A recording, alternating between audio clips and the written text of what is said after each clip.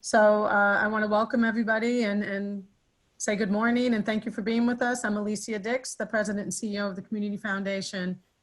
And on behalf of our board, our staff, and all our donors, I'd like to welcome you to our second virtual nonprofit town hall. And thank you again for taking the time out of, I know, very busy days with us to go through what we feel is some meaningful dialogue together. So, we hope you find these virtual meetings useful, and we hope that these convenings inspire deeper collaboration between your organizations, as well as helpful as you navigate through these changing times. As you hear later on, we are planning to continue this series of virtual meetings. We'll have some specialized topics that are basically emerging from new priorities in our community. So again, there will be a lot of opportunity to interact and give us your comments and feedback and participate at future events like this.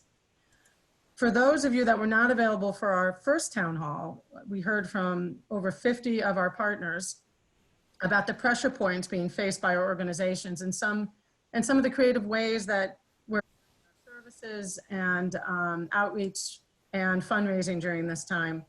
One of the points we heard repeatedly was financial stress due to canceled events and fundraising activities, especially in the spring and summer, something that we really want to discuss a little bit deeper this morning. We want to, really shine a light on some of these topic areas that we heard from you during that first call. And we want to hear a little bit about how some of you are revamping or reimagining your fundraising efforts, your events, mailings, digital strategies, anything that you're doing to continue that flow of revenue for your organization and to keep in touch with those important donors. We hope that this sharing of information will get some ideas flowing and lead to some great partnerships and a better aligned community outcomes for us all. Before we get started into the discussion, you're going to hear from our team at the Community Foundation, which I want to take a moment to thank for their continued dedication and focus. I know we all are very proud of our organizations and our staff's commitment to our community, to the community we all serve. And especially in these times where we're all remote and working through lots of balancing of family life, it's a particular gratitude I have for our staff to continue the work and stay ahead of our needs. So thank you to everybody, especially Kayla, who's been moderating and will continue to moderate for us. And in particular, you'll hear today from a couple of our team members, Jan Squadrito, who's the Senior Community Investment Manager, with updates regarding our future grant making. Most everybody on the call knows Jan quite well. Following that, we'll have Nick Grimmer, who's the Director of our Giving Strategies. He'll speak regarding that fundraising and the possibilities of the future of fundraising. And again, most of you, if you don't know him, you'll get to know him today. And again, Kayla Ellis will be a moderator for us today and give us some ground rules and help us through the meeting as we ask for feedback and show you how to do that as well. So Kayla, it's all yours. Thanks so much, Alicia. So to get started, if you haven't already, we're just asking that everyone please mute your microphones while the presenters are speaking. These presentations shouldn't take longer than like 15 minutes. And as Jan and Nick are speaking, if you do have any questions for them, please type them into the chat. And we are going to try to get to as many questions at the end of the call as time permits. So right now, I will pass it over to Jan Squadrito. Okay, thank you, Kayla. It's great seeing everybody here again. I'm glad everybody could make it and be part of our discussion today. Just a few brief comments before we get to the meat of our meeting here. Wanted to give everybody an update on the MV COVID Response Fund. I know some of the people here have received funding for it, and hopefully it's been helpful. So far, we have awarded a little over $950,000 to local nonprofit agencies for things like PPE, cleaning supplies, tech support, food giveaways, telehealth equipment, a variety of things. So if you're interested in applying for it, please do so as soon as possible. At some point, the fund will end. So we want to make sure if you do have a need, make sure you get that in as soon as possible. Once that ends, that does not mean that there would not be any money available for these, because we are looking at having a community foundation grant round later this year, tentatively third quarter, but certainly this year. And there will be a priority on pandemic impact recovery needs. So we can still look at those needs that way. It will be open to other things as well, though. So it really is a normal competitive grant round. More details to follow on that. And I think more and more we'll certainly be looking at principles that guide our funding, which would include nonprofit collaboration, shared services, all those things that are so important in maximizing our resources that are available for now. The other thing I wanted to mention was to call your attention to our upcoming trainings. I know we're going pretty good with good size audiences when we were doing the in-person ones. So this year we moved the rest of them to virtual, but it's still the same quality training, the same folks administering it. So the next one coming up is June 24th. It's another one in partnership with Nikon. So it's similar to the ones that we've had in person in the past. And they'll be talking about audit considerations and compliance and best practices, which I know sometimes can be a challenge during these times. We did our audit pretty much virtual, did a lot of electronically. They did have to pick up some materials, but we left the box and they picked them up. So there's ways to still work with keeping on track with your audits if you need to do that during these times. I'd encourage you to visit our website. You can see the note on the bottom there. We'll be having 13 virtual trainings and webinars this year. So there's a variety of topics, from the best practices with governance to fundraising to keeping in touch with your donors, grant writing, a wide variety of topics that should be especially of interest this year. So I'd encourage you to register for those if you've not already. That is all I have. Kayla, are there any questions, or do we want to do those at the end? Yep, Jan, we do have a couple questions, Okay. and we're gonna try to go through them at the end. So Okay. I see a couple that came through, so I wrote those down and we'll save those. So thanks so much, Jan. Now we are going to pass it over to Nick Grimmer to say a few words. Hey, everybody. Thank you for taking your time to participate this morning. I'm not sure who that guy with the clean haircut was in that slide earlier, but you have me stuck in my garage looking a little shaggy.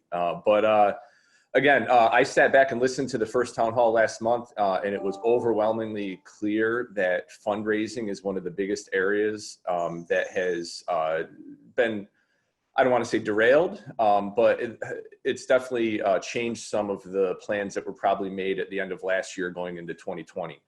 As part of what we do here at the Community Foundation is my team really takes opportunities to kind of oversee the landscape around the country.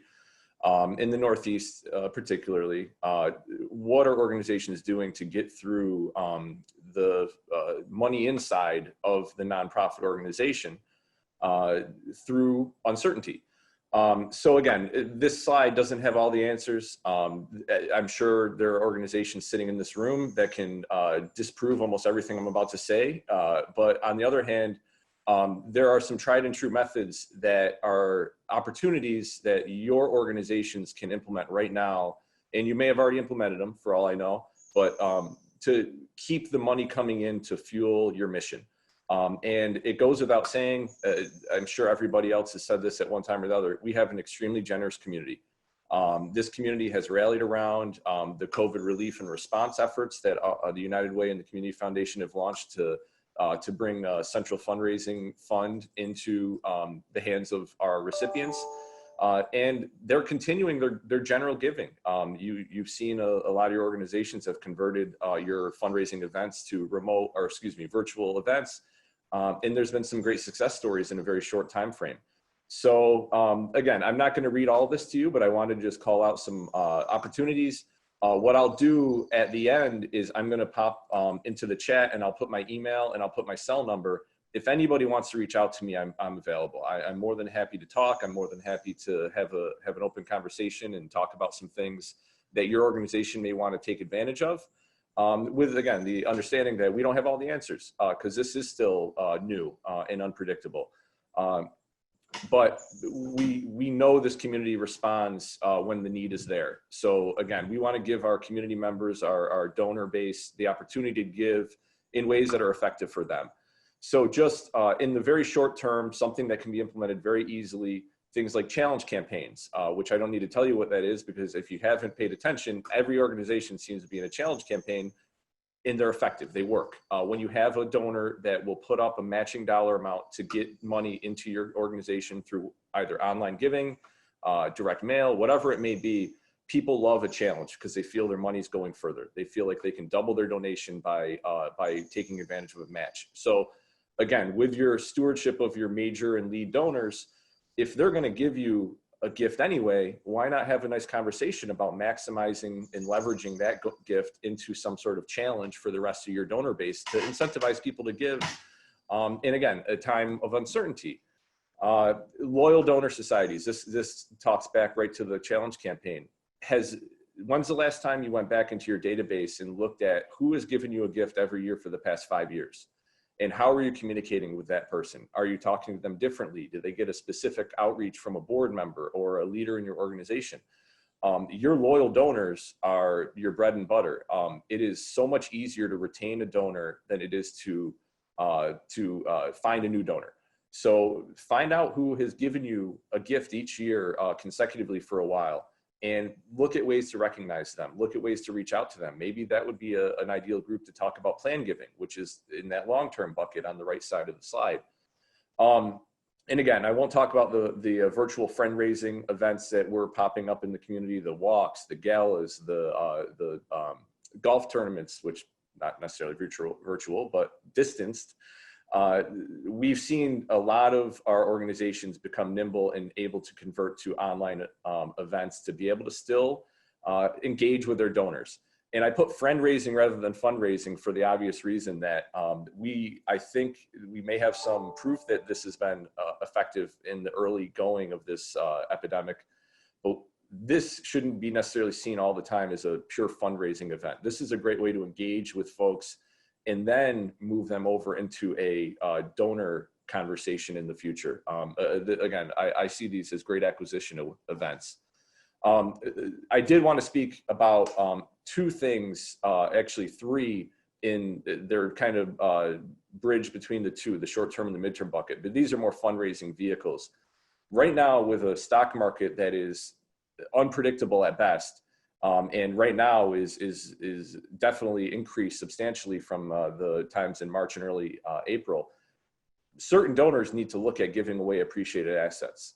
So I don't know how many of your organizations have an active stock donation opportunity for your donors, but that is some low-hanging fruit because donors have a great advantage of being able to gift appreciated assets and not have to pay capital gains tax, as well as get a great charitable deduction and support your organization. So donors of a certain, I won't even say income range, but donors of a certain type should look at gifting as appreciated assets before they write a check. But that's a tactic that you may want to reference in your direct mail or online appeals, because I know, speaking around the Community Foundation side, we have never seen the volume of stock donations in the past, even before the epidemic, to be honest, because 2019 had a strong year in the market. We've never seen that activity in stock donations as we have right now. And again, the only other two things that I'll call out specifically are charitable gift annuities and IRA rollovers. Two more giving products that you should implement into your ways to give. So other than just writing a check or sending stock, you should talk to your donors about charitable gift annuities. And the Community Foundation has a program where we can help your nonprofit offer annuities, and we back them and guarantee them rather than you have to do any of that due diligence. And then IRA rollovers is a great tool for donors of a certain age, 70 and a half and over, who are taking distributions from their IRA to be able to gift those assets and avoid having to pay income tax. These are, again, just ways and strategies to speak to your donors, to put those options in front of them, and then they can choose what's best. But sometimes a donor just needs to know that these are on the table. I will lie to you and say I do want to talk about one more thing, and because I think a lot of these organizations that are participating today are actively or pursuing becoming active in capital campaigns. Statistically, again, I've been reading a lot of listservs, a lot of anecdotal information going around. Capital campaigns can get through uncertain times. You may have to adjust slightly. You may have to lengthen the time span of when these pledges will be payable. You may have to talk to donors about adjusting their giving level, but capital campaigns can still be successful with the right messaging. So I don't want to say the solution is implementing other ways to give other than just making the pledge and paying it off over 5 years. Maybe integrate some charitable gift, some appreciated assets into your ask. There are strategies, but so I wouldn't shy away from pursuing your capital campaign. I would just proceed with the idea that it may take a little bit longer to hit your goal than originally planned, if this was planned before the fund began in March. So again, the thing I'll leave you with is this is a great time to assess your overall fundraising program. Take a look at your database solution. See if your donor data, your donor integrity is cleaned up. See if you have contact information. There are ways to secure that information through vendors. There are ways that you can just reach out to your donors and have them update their information. But they need to hear from you. Think about right now, all the nonprofits in our community are in need of money. It's no secret. But think about ways to talk to your donors without asking them for anything.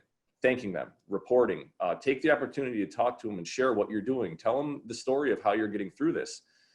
It's ways to engage your donors without directly asking them for anything. And it's just a good way to treat people. It's good stewardship. So our team does a great job telling our story. Our publications have drawn more interest from donors than any efforts I could put on the table. And I shouldn't admit that to this large group.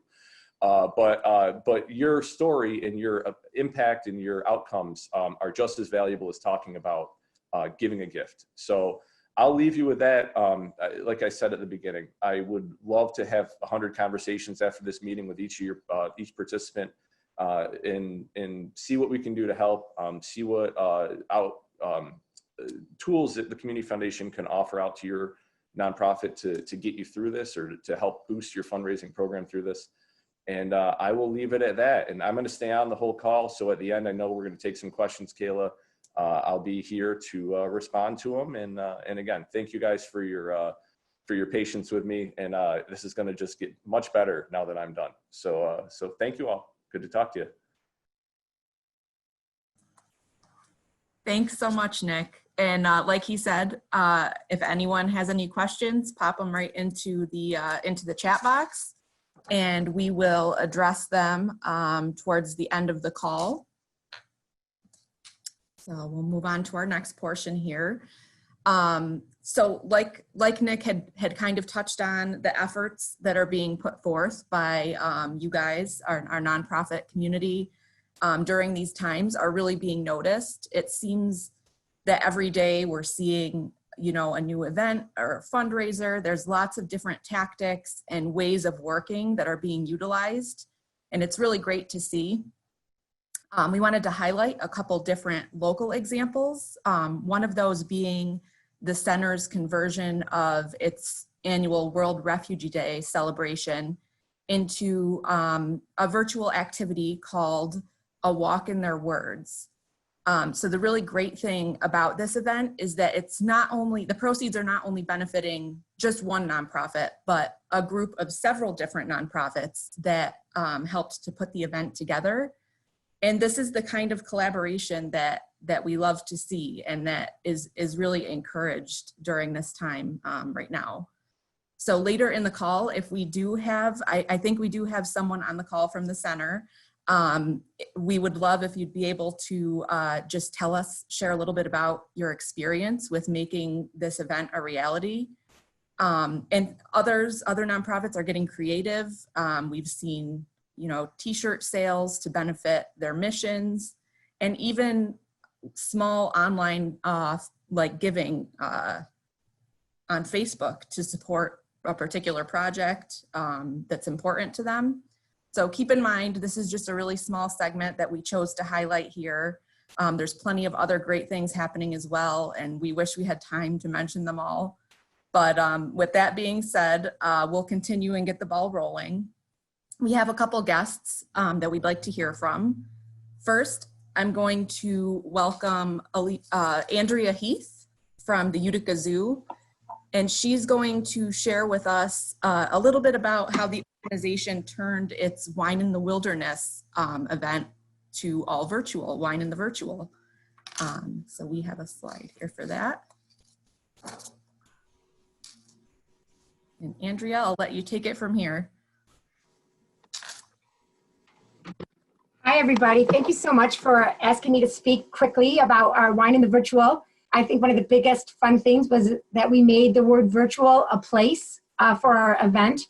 This was the 21st annual Wine in the Wilderness, and it is our second largest event for the zoo. We budgeted a gross amount of $80,000, which was realistic because we have approximately 16,000 people each year. And we really knew that we had to make up that revenue. But more importantly, we didn't want to miss a year of doing the event because it is really well loved.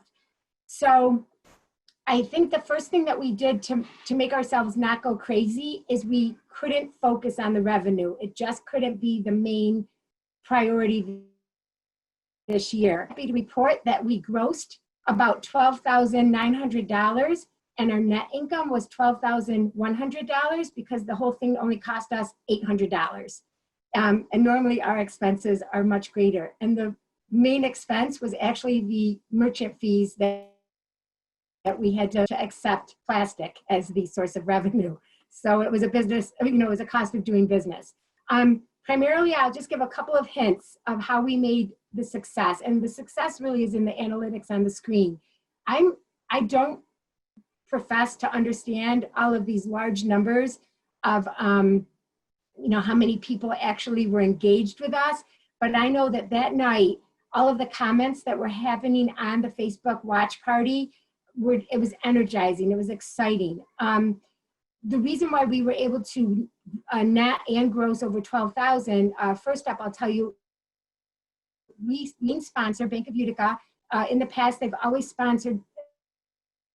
They've actually increased their sponsorship over the last couple of years. So they still came in at our presents level sponsorship, even though we couldn't do the event live. And that's just amazing that they did so. Their name was on the glass. We had glasses left over, so we saved the expense. And that was a big, huge success for us. The other piece that we took this as a real risk. We knew that we might have to do this again. You all might have to do this. We may have to be virtual with some of our events. So we wanted to make sure this first one came off really well, that it would have a good reputation. So we engaged the different departments at the zoo that could be helpful. Right from then, we created a roadmap. And the roadmap had too much data on it to use as a slide. But if anyone would like it, I could email it. Just let me know. Or actually maybe Kayla, you could send it out to everyone who attended. I provided it to you. It's a one page that not only did we use to try to explain the event to those who might want to participate, but it also kept us on track of what we had to do, who we had to thank, and how we made it work. So I really, really strongly suggest this roadmap idea. And I guess lastly, and maybe there'll be some questions, the feedback was really, really great because we had something for many people. The live music was wonderful. So many bands came forward and donated their time. our marketing manager is really talented, Mark Simon. He put all of the music together, and then he interspersed it with mission. He interspersed it with cameo appearances of our animals, which, you know, helped people feel a little bit like they were at the zoo. And then we had, you know, adult-oriented, I will say it was adult-oriented, live, a live trivia happening with Phil Farda and Stage Time Trivia. Chefs, local chefs, Haley Milanecki, Twig and Vine, and Patrick O'Connor actually taped tutorials of hors d'oeuvres that could be wine pairings. I think this things, just to make you all laugh a little bit, that people loved was we sold party boxes, and the boxes had elements of wine in the virtual. Wine glasses, shot glasses, bourbon glasses. But to make you laugh, we also gave everyone these endangered species contraception. They were condoms. And on the paint were really, really witty, brilliant conservation messaging about how, you know, we have to kind of put a handle on world population to make sure our animals have enough habitat to live. And so every radio show I did, when I mentioned those condoms, that's, you know, it got people's attention. Maybe, you know, so you have to have a little twist like that. That's a little bit, people back a little bit. But we had, and then also we had something for families. We had a dream catcher tutorial from one of our staff. They could plug into that room and see how to make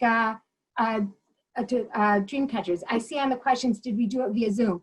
We did the tutorials, and we did the dream catcher, the hors d'oeuvre tutorials and the dream catcher tutorial. We did that like with a chat room, Zoom or some other site. The main gist of the party that night was done through Facebook and as a Facebook Live party.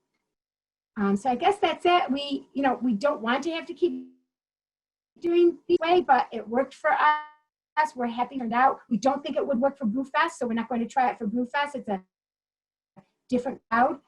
We didn't have a mess to pick up the next day. There were no broken wine glasses, no bottles of wine underneath the landscaping that kids could find on a field trip on Monday. So there was a little bit of a positive, but for the most part, we want people at the zoo. We hope to open actually this coming Friday, not tomorrow, but a week from Friday with phase 4, hopefully. But people should feel free to call me, email me. I'd love to talk about how we did it. Thanks so much, Andrea. That was really great. And if anyone does have questions for her, we can put them in the chat and get to those at the end of the call. We do also have a couple representatives from ACR Health to discuss their virtual AIDS run and walk that just happened and raised over $80,000. So I think we have Carrie or Allison. Would one of you like to speak? This is Allison. Great. Hi, everybody. Thank you so much for the opportunity to be here and to share, our story and our experience. I like to think of this in two events. We had Hike for Life, which is a Utica-based Mohawk Valley event in April, and then we just finished the AIDS Walk Run in Syracuse. And I like to think of them in tandem because when we were sent home for COVID, we had 5 weeks to flip the Hike for Life. And so like Andrea said, we used Hike for Life as the template for the AIDS Walk Run. So we figured out a lot of the format issues and the technology issues with Hike for Life, which is a smaller event, but then we were able to grow it and really jump off of it and develop some additional strategies as a result. So we used a 100% Zoom format for the event. So we recreated the traditional elements of the walk run for both events in a 1-hour call on Zoom. It was very important for us because we work with a very high-risk community. We work with a community that has gotten together for 22 or 28 years together to support one another. We felt it was very, very important to be be able to see people's faces present. So a static event like Facebook just didn't seem to fit the needs that we needed. We needed to be able to have this type of interaction with folks. We needed to be able to see them and to chat with them. So at the beginning of each of the events, we actually had volunteers whose job was to just welcome. So as people popped on the call, a quick welcome to each individual, just to kind of demonstrate the importance of, FaceTime with people. We also invigorated a lot of our messaging with video, because the personal connection is not only important for our messaging, but also for this time. That this was very early on for Hike for Life, for example, when people were first at home and first dealing with the shift. So it was important for us. So I did a series of interviews, which we really combated the issues of how do I ask people for donations when so many people are out of work, so many people are struggling on their own. I had a lot of fundraisers call and say, I don't know how to message this. It's hard for me to ask peer-to-peer fundraising to begin with. How do I now go to people when times are extraordinarily tough and ask for money? So I did a lot of interviews with long-time donors and fundraisers and volunteers, which kind of just said, this is what you're going to do. You're just going to say, this is an important cause for me, and I'm still dedicated to fundraising for this cause. So a lot of our strategies had a lot to do with ongoing stewardship and a lot to do with, psychology of giving and the importance of giving. We had a volunteer who actually made a video for both events from volunteers and staff and donors. One was, how do you plan to hike for life? Demonstrating that now in this virtual realm, you just don't have to walk, you don't have to just run, but you could ride your bike, you could be on the treadmill, you could be working in the garden. So we really kind of approached it as just a time that you're saving to think about this cause and to share it on social media and things like that. So we transitioned, I keep talking about how we took lemons and made lemonade by really revamping our social media in order to better tell that story that Nick was talking about before. This was a great opportunity for us to interview our staff, because ACR Health is risk reduction agency that we work with HIV, AIDS, Hep C, STIs, poverty, addiction, substance use disorder, LGBTQ equality. So we do a lot. So this was an opportunity for us to feature in, little vignettes, in email blasts, on our social media, on our website, to really share those stories. And so it really helped us to turn around. So we did a 1 hour and 15-minute show. My goal was to recreate Good Morning America, right? That was my ambitious goal, but it allowed us to have live performances. We had pre-recorded messages from the mayor's offices in both cities. We were able to get the lieutenant governor to give us a message for our AIDS walk run.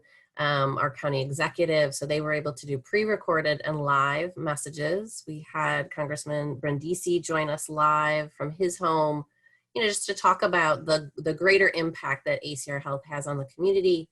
And then we were able to have our community partners do special videos. Broadway Utica was able to do a great kind of smash up of all of their teens and their youth ambassador program. So it gave us a chance to be very creative with the visual as well. We shared our screen, much like what we're looking at now from Andrea's presentation, to share videos and also to share mission messaging. And we were still able to recreate certain elements of our live walk. So we still had a memory lane, which is an opportunity to see the names of people on signage. So we were able to kind of produce a television show. And just a few words more about the lemonade that came out of this. It was an opportunity for us to get our board much more engaged. Our board had always just kind of listened and nodded, and this was an amazing opportunity that they were able to do something like 25% of our final fundraising just within the board. And it gave us a reason to go to them and say, we need your help to make these connections and to give personally. We also had no geographic limitations. So as in the past, we just had Mohawk Valley people attend Hike for Life. Now we had people from Florida who could normally not join. We had people from the Syracuse area. Many more of our volunteers we were able to engage to become part of this. And then we were also able to create a lot of reshareable content. So not just day of event content, but now videos and messages that we can share throughout the year with our participants. And again, to continue that stewardship and continue the messaging of these friends that we've built through these events. And then we've also made the decision to continue to always have a virtual component, even when things go back to normal, that we want, because we deal with populations that are at risk, maybe not able to come to a walk, not able to do the physical components of it, is a great advantage for us to be able to, whether we did a virtual walk through Beaver Lake, for those that maybe have never been to Beaver Lake or can't walk on a rough path, we were able to do that. I did just see that in the chat, somebody wanted me to explain more about the lemonade portion. So COVID-19 for us was a big fat lemon, that this is something that we didn't have a choice. Our Hike for Life and AIDS Walk Run feeds our emergency fund for clients.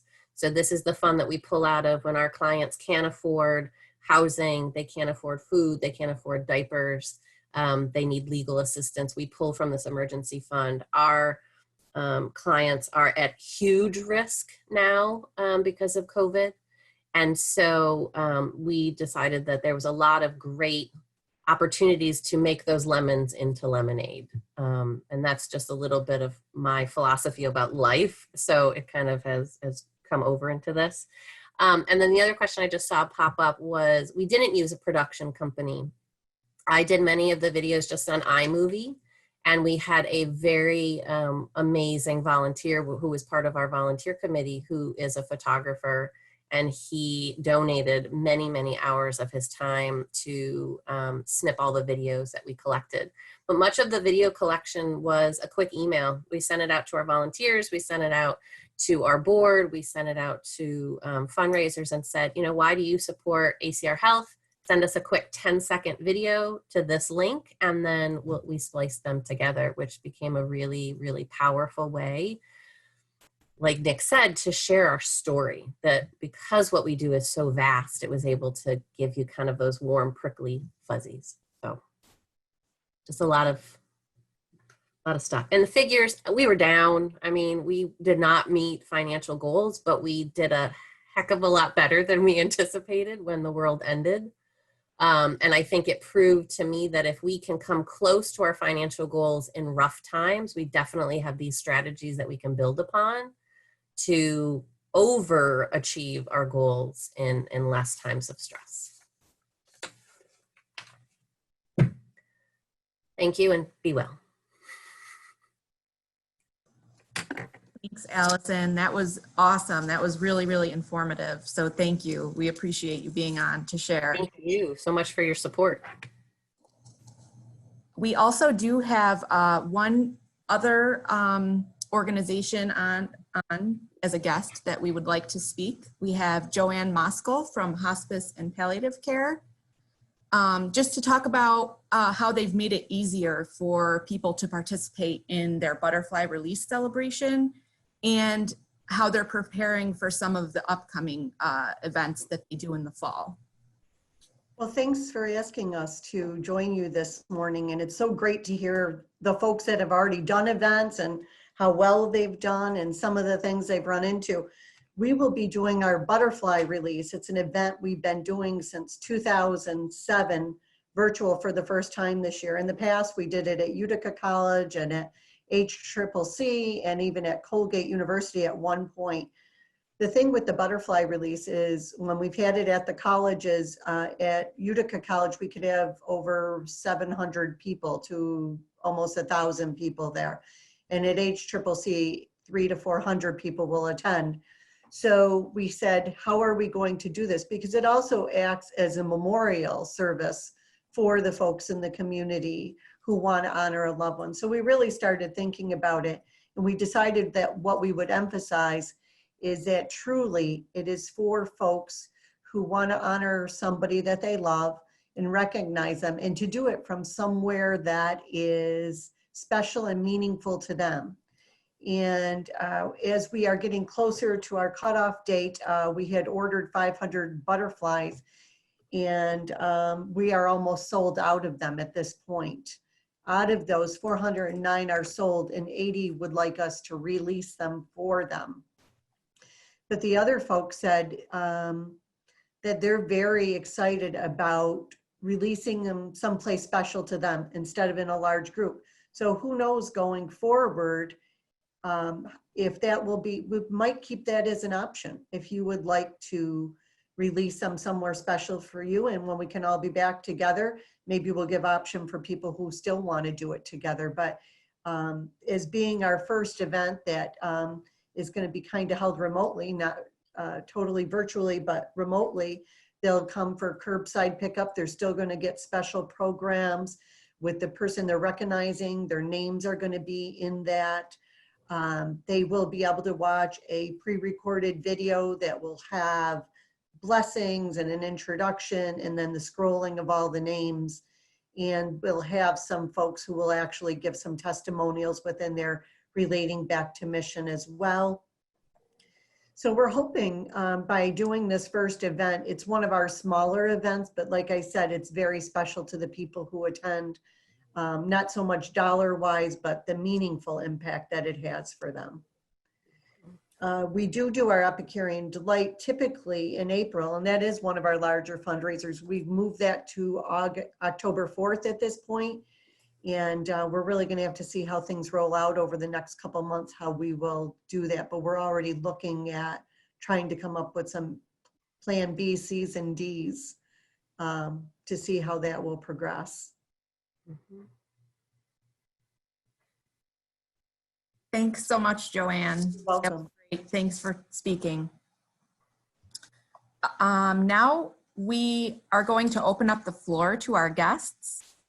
We want to hear from you about how you've changed up your fundraising efforts and plans, or how you plan to do that, what you're doing differently from before, or even if you have any comments on anything that was talked about today with Jan or Nick or any of our guests. We would love if you would participate in the open discussion. And unlike last time, if you were on the last call, we called out on each organization individually. This time, we're going to utilize the raise your hand feature in Zoom. So if you open up the participants panel, you can find that by hovering over the screen. You'll see a little toolbar show up. The raise your hand feature will be at the very bottom of the participants panel. So once you raise your hand, I will call on you to unmute your microphone. And then after you're done speaking, we just ask that you mute again so that we don't get any interference. And alternatively, if it's easier, you can type your name and organization into the chat, and I can call on you that way. If you don't want to speak, it's obviously not a problem. We do ask that you participate in a brief polling session that we'll be doing at the end of the call. So do we have a volunteer who would like to start? I see we've got Gina. You want to start us off? Hi, yes, I'd love to. I just wanted to kind of tie back to what Nick was speaking about. There was a quote on the screen, say thanks without saying please. And we were very mindful of that during the shutdown. And we actually had time on our hands without planning fundraisers to focus on other things like our donor cultivation and donor relationships. So a couple of things that we did that were very, very well received was I made personal phone calls to our large donors, and the message was, you've supported Abraham House You have a large part to do with why we've been successful, and I want you to know that this is how we're doing throughout the pandemic. We're continuing to operate, and how are you? And that was the end of the message. It was a conversation, kind of just a check-in. There was no ask involved at all. You know, a great side effect of that was that we did have somebody that made a sizable donation to us, and we had somebody else cover a large project for us. But that wasn't the intent.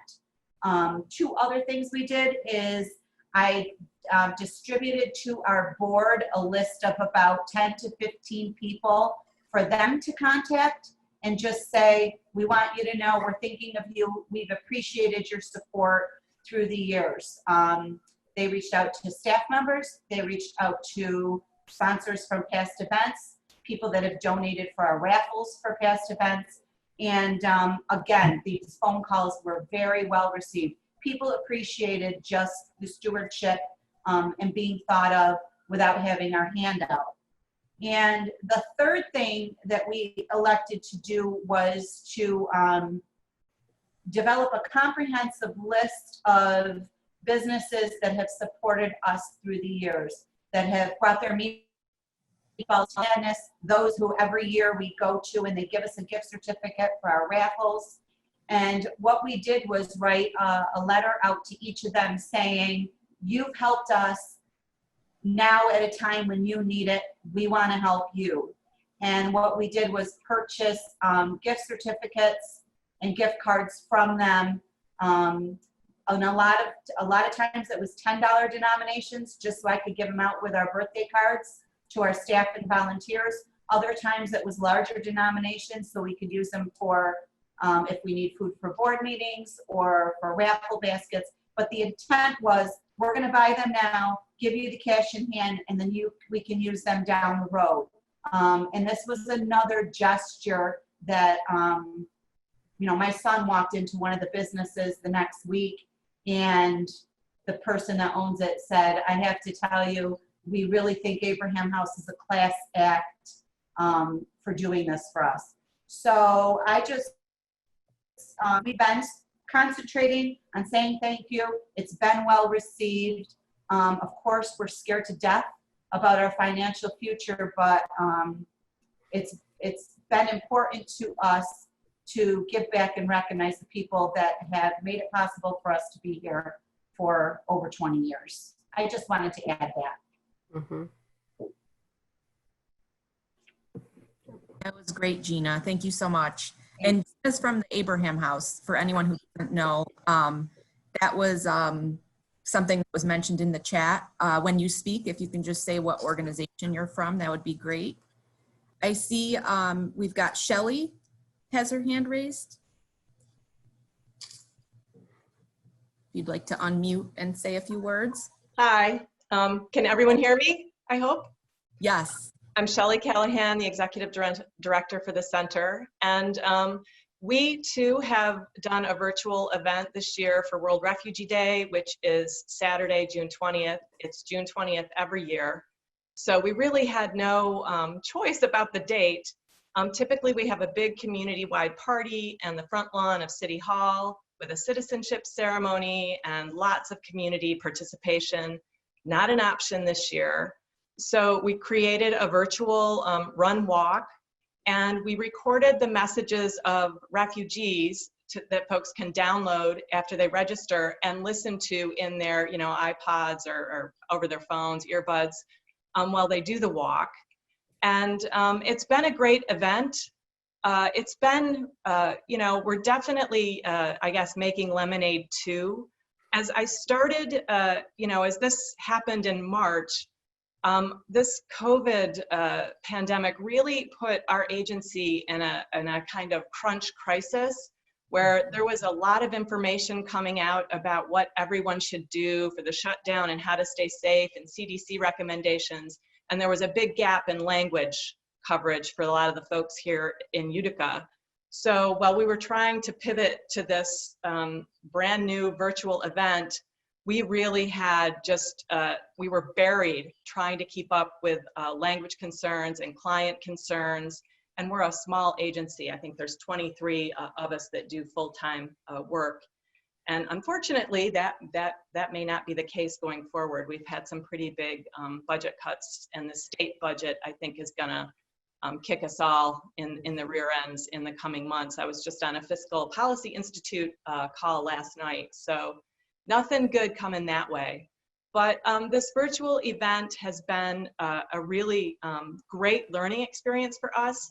As I started to do this event and put it together, I realized that the refugee centers across upstate New York could easily join us. You know, none of us really have the resources to spend a lot of time on event planning. So I invited them to join me. So there's 7 refugee resettlement agencies involved in a Walk in Their Words now, all the way from Buffalo to Albany. And that has just created a wealth of, you know, relationships and contacts and great outcomes there. But it's also been a lot of administrative work. Like we've just learned so much. The one thing I do want to mention that I really love about our event is we did a completely virtual goodie bag. Because when this all happened, you know, people were really freaked out about the mail, even receiving packages.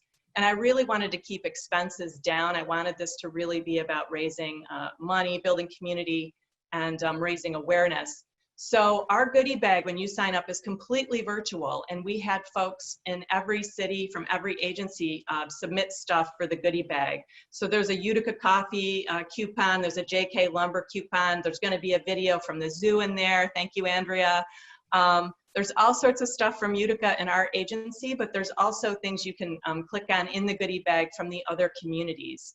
And so, and people really, they love getting it. We've gotten so much great feedback. There's like an adventurous eater map for Buffalo that goes to different various ethnic restaurants. There's all sorts of really cool, unique things in there. And I think I was talking to some folks from our tourism board and commerce, Megan McGrogan, sorry, I'm losing my mind, about what Utica in general could do with virtual goodie bags when people come to visit the city. I think it's a, you know, so we're learning things, we're sharing things. It's been wonderful. If you could share our event, it's this Saturday. There's still time for folks to sign up. I think we're probably at around the $15,000 mark for dollars raised, counting sponsors and registrations, which is great. And the other agencies are also earning some dollars, so that's wonderful. But as we get to the end of this, just for my agency in particular, we kind of have another crisis looming up right now, which is taking my attention away from the event. And we have had suddenly a real uptick in COVID positive cases. So we are getting contacted by employers from Oswego and from Fonda and from all places local that have deep, deep concerns. We had one employer send 60 to 70 folks to get tested on Monday, and we're waiting to hear what that is. And we know that there are cases in Cornhill, and we've already heard that people are having trouble managing isolation and getting food and doing all sorts of things like that. So one of the challenges for us is even with a virtual event, it requires you know, staff and work. And when you're in human services, you just can't predict when needs are gonna suddenly come at you. And so we're really kind of, I wouldn't say crisis mode, we don't do crisis, but we are really all feet on the ground, all boots on the ground. And I'm really, really afraid for our community this summer that there's gonna be these pockets of outbreak, and I'm really afraid that they're gonna be racialized. You know, a lot of our refugees and immigrants do essential services. They've been working throughout this whole thing. And so I'm very excited about our event, very excited about the level of participation so far, but our funding is going down precipitously and our needs are going up. So lots of things happening at the same time. Thank you. Thanks, Shelley. It looks like we have Layla B has her hand raised. Hi, how are you? Hello. Hi, I'm Lee I'm the Director of Development Communications for the House of the Good Shepherd. And thanks for having us all together. We're grateful. Some of the things I just wanted to add, and we're doing a lot of the same things that people are doing. We did a lot of outreach to our donors as well, just like Gina. We called them, we wanted to know how they were, and we were genuinely concerned when all this first started. We also really gathered as a team with our board, our event committees, Brian, our CEO, we really grouped together to evaluate what is fundraising going to look like. My whole team did a lot of training, did a lot of webinars. We're still doing training.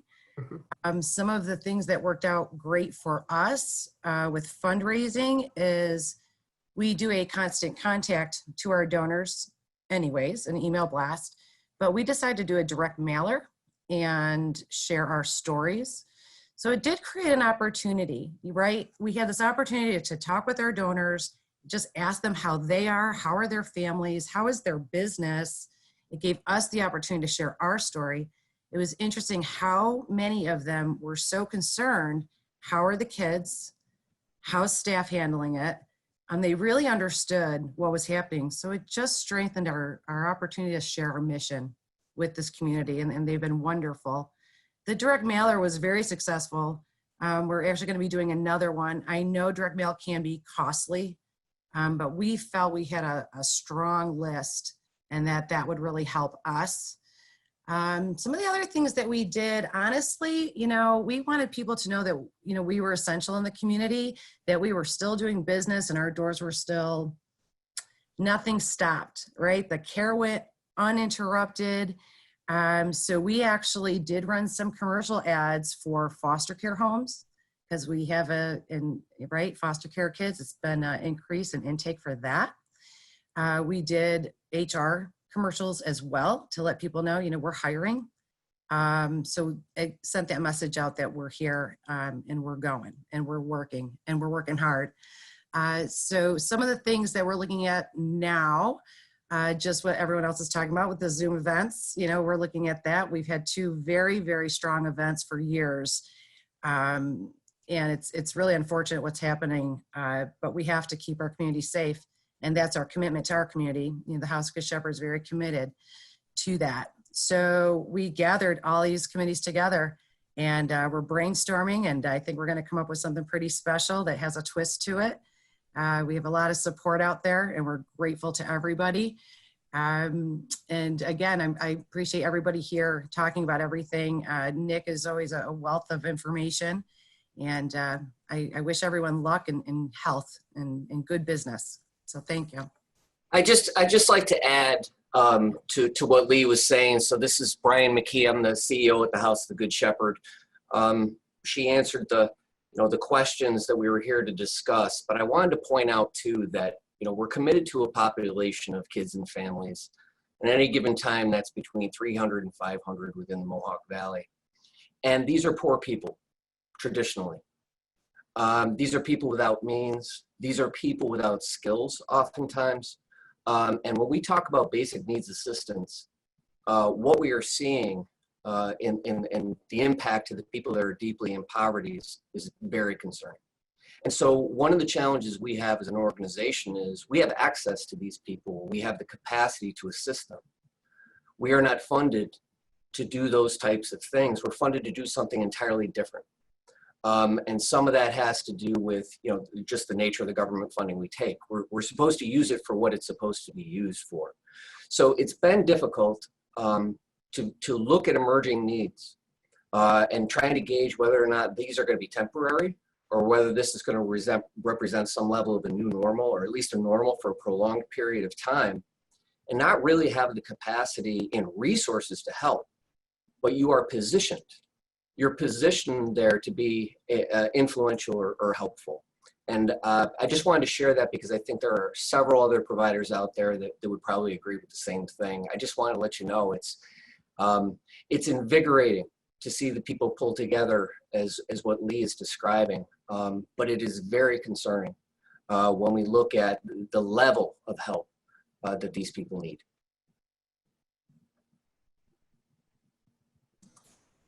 Thanks, Brian, and thanks, Lee. Let's see. We've got Steve has his hand raised. Hi, good morning, everybody. This is Steve Balger from ICANN.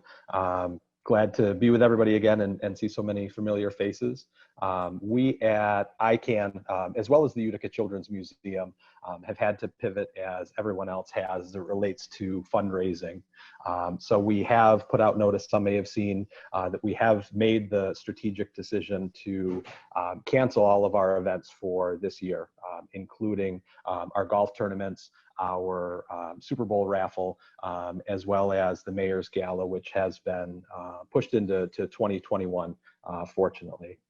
So with that, it was a very lengthy, detailed conversation amongst all levels within the organization and some of our key community supporters on actually using the word cancel versus postpone. And I know that is a very tough decision as it relates to funding relationships with donors, and you know, you can continue to fill in that list. But for us, it really has given us a new way to engage and really look at that donor relationship. Those folks that have supported and sponsored us for a number of years, and that really is to Nick Grimmer's points earlier, that really did resonate in the decision for us to cancel as opposed to postpone. So we've shifted our focus in ways that, you know, to thank sponsors and to thank the community for the support that that they have provided to ICANN and the museum, and that in turn has led to not only a renewed commitment to sponsorship levels to our organization this year, but more questions on how else can we help? How can we help those families that you serve? Even more questions on what other types of things do you do? This is a need as an organization that we're shifting our philanthropic dollars to, and can you help us to fit that need? So that really has been a significant silver lining for us. And all of our events, we know, especially those smaller organizations, it's a tremendous lift on the back of our staff to pull off events.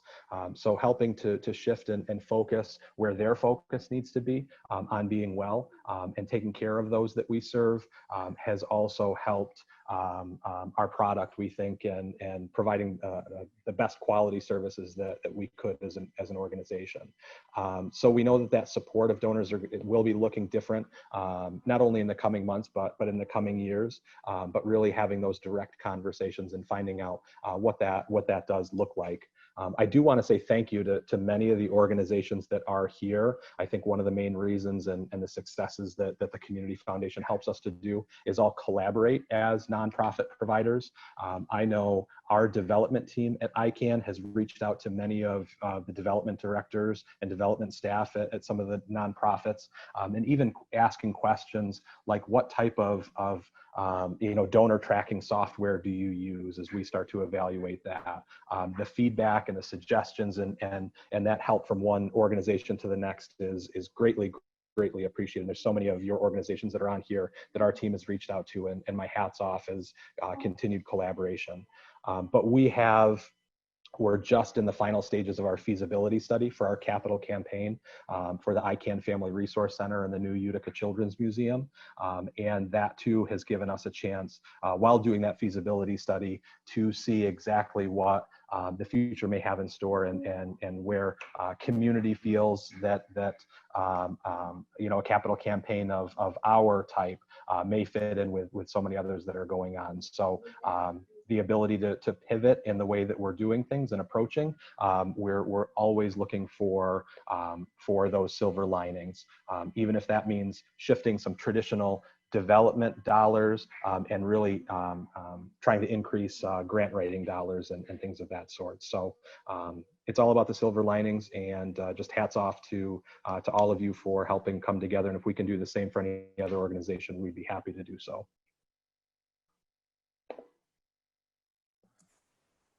Thanks, Steve. That was great. Next, we have Reverend Meyer. If you'd like to unmute and say a few words. Yeah, good morning, everybody. And this is Reverend Meyer with Johnson Park Center. And thank you, Community Foundation, for your support. And it has been inspiring to listen to everybody. I'd just like to share that our food pantry, and because there's so many not-for-profits, and we heard about the food shortage for the ones who are shut in. Our food pantry, we're serving 6 times more a month what we have done before. So, and we're able to maintain that in manpower. We have gotten a lot of requests from not-for-profits if we can do delivery. As we increased already 6 times more, maintaining a heavy workflow, what we did is case managers can come and they can pick up for their clients' food. And I just like to put that back out to everybody. And I know it's for every agency we have to adjust and adapt, because case managers might not be hired to do that, but that's the best we can do right now. And I know some agencies have taken advantage of that, come and they pick up for 5 families and then bring it to them. So I just like to keep sharing that. We have another drive-through. Please push it out, because we do see in food pantries, the need is tremendous. The diversity of clients that we serve right now, it just is mind-blowing. And we do have a lot of refugees who come, and a lot of people who come and benefit. Yesterday, there was a mother with 2 children here who walked from far away just to get some extra food. So I just want to say thank you. And so you all know there is food available Monday, Tuesday, Wednesday, and this Monday there's another drive-through. Thank you. Thanks so much for sharing. Let's see, we've got Ginny Rogers. Yes, hi. I'm with the with Think Local Little Falls, where we focus on supporting local businesses and community engagement. And in May, we finished our Little Falls Essentials campaign, where we raised over $11,000 in 1 week and used the money to pump back into the local community by buying gift certificates from local businesses and then distributing those gift certificates out to the essential workers in the community. May was also a Home Improvement Month on our website and Facebook. Through partnership with our local digital newspaper, we're able to provide high quality commercials for each business, and these are videos that they now own in an effort to help drive traffic to their store, that their doors, where they could use in any, in any media. We also we moved our annual art walk event to online. So it's a virtual art walk event where we support local artists on our website and social media, with an ongoing social media campaign throughout the month. I'm so sorry.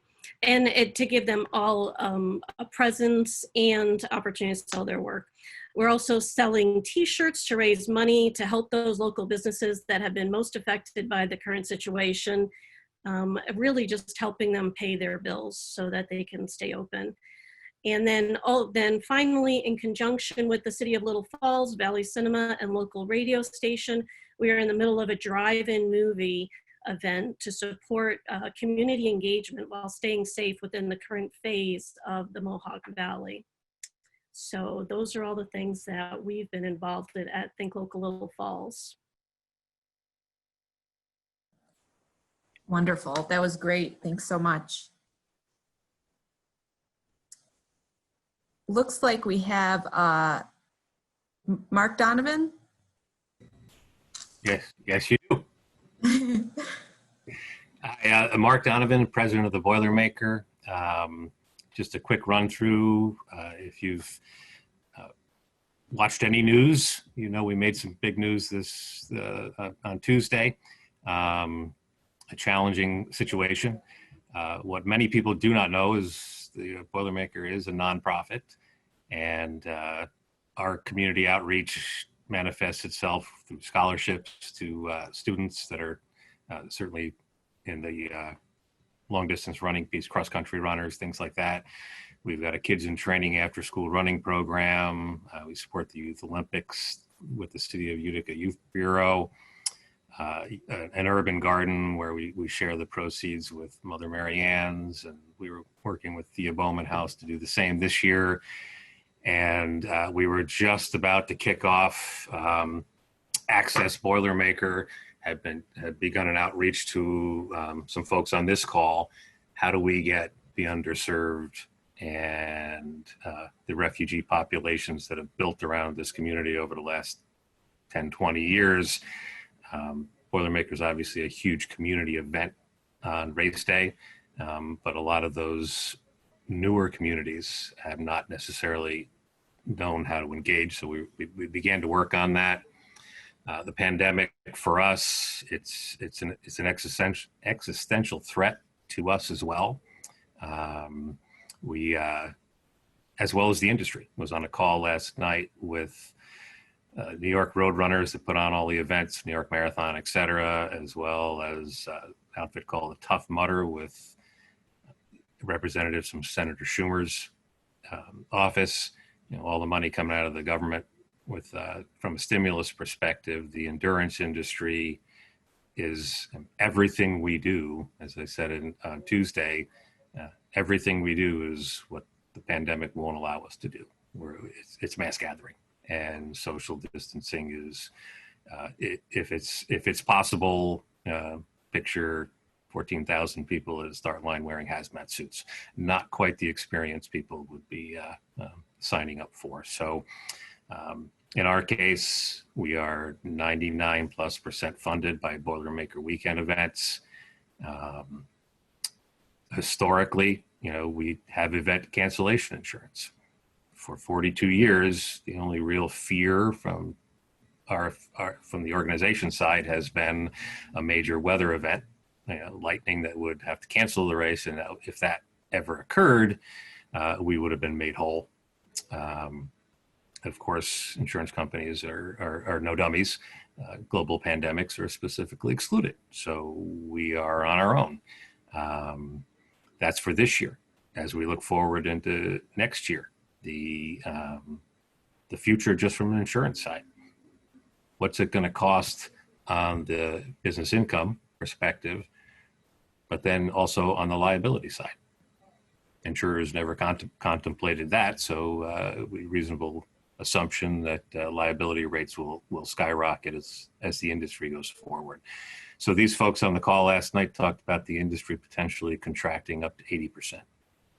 Been on a lot of Zoom and events like this, where an event like this with 45 race directors, I'd hasten to guess that 20 of them will not be here next year as organizations.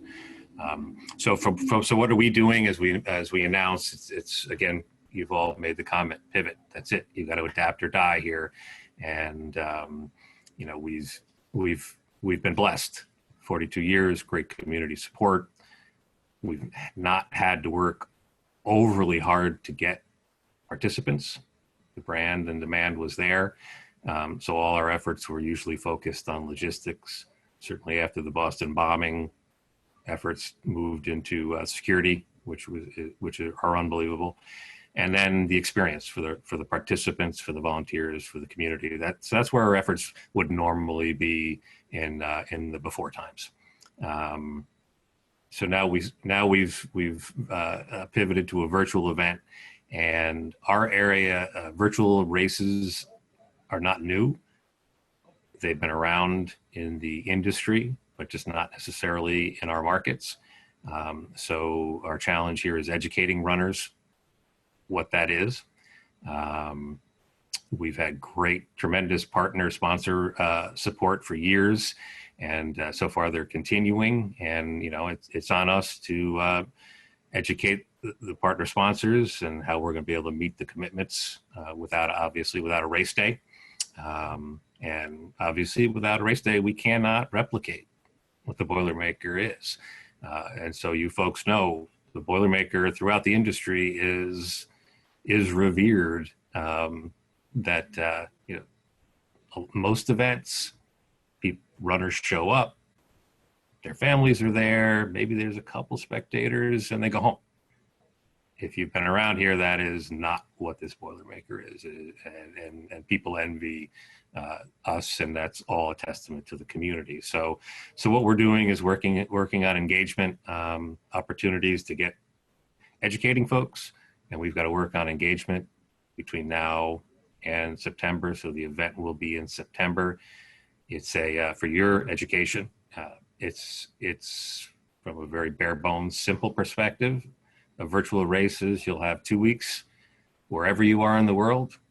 Run your 5K, run your 15K, get out, be active, do something, walk. We don't really care. Get off the couch. And it can be on your own course. It could be on a treadmill. It could be on a track. And the pieces for us, so our focus now shifts to all of that. We don't have anything race day to worry about, no security to worry about. And tools, social media tools, and human creativity we're going to need to tap into. We're going to need people to get out there and create their own mini maker.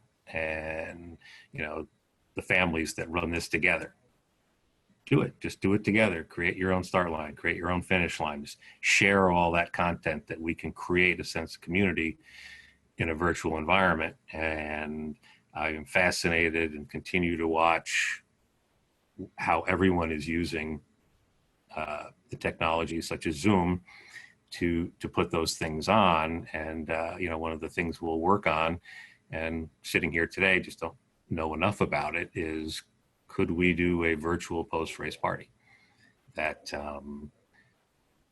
has engagement, has, you know, pieces of, so the other folks that went through what they've done, pieces of some pre-recorded things, having the engagement, whether it's through chat or the content we get back from people, and have a music, have a flyover, have a national anthem. You know, how do you pull that off in a concise, exciting, virtual perspective? So that's what we'll be doing through this year. And we're going to be praying to the pharmaceutical gods that they come up with medical treatments and preventative therapies like vaccines that 2021 will be able to return to a traditional physical event.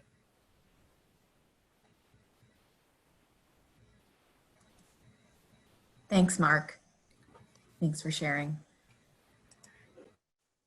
It doesn't look like we have anyone else with their hand raised. If there was anyone else that had a question or would like to speak, now would be the time.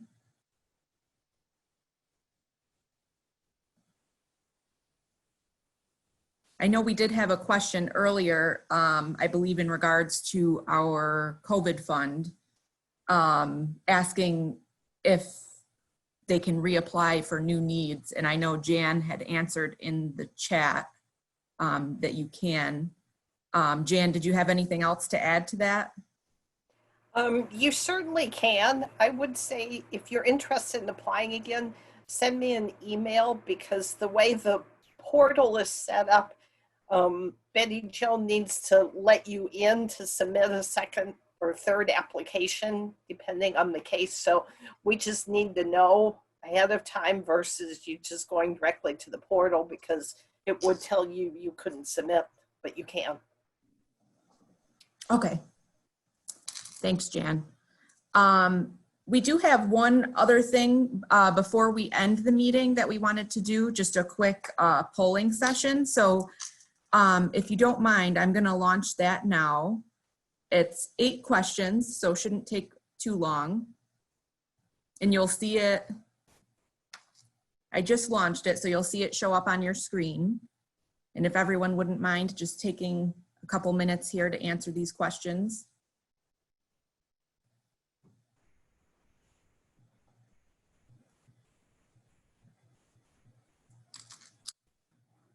All right, I think we've got just about everybody.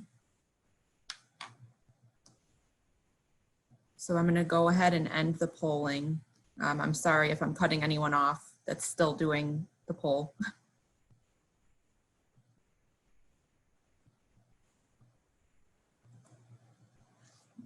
All right. So thank you all for participating, both in the poll and today, for sharing with us and conversating with us through the chat. In the coming weeks, we are looking to, coming weeks or months, kind of unsure yet, we're looking to schedule more individualized group sessions, as you saw from the last question in that poll. So be on the lookout for information about that.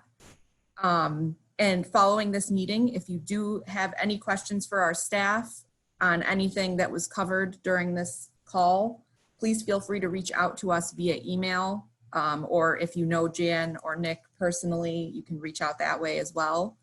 And I think that's about it. I think we can wrap up. And so we thank you for joining us today, and everyone enjoy the rest of your week.